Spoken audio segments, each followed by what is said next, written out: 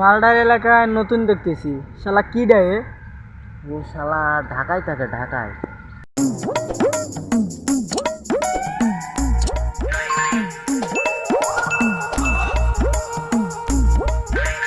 Hey, how are you, man? আমাকে দেখে একটু সালাম কালাম দিতে হয় না বড় ভাই দেখলে?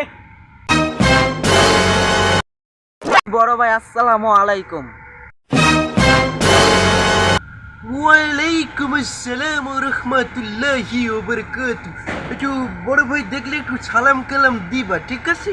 আমি ঢাকায় থাকি, সরকারি চাকরি করি, ঠিক আছে?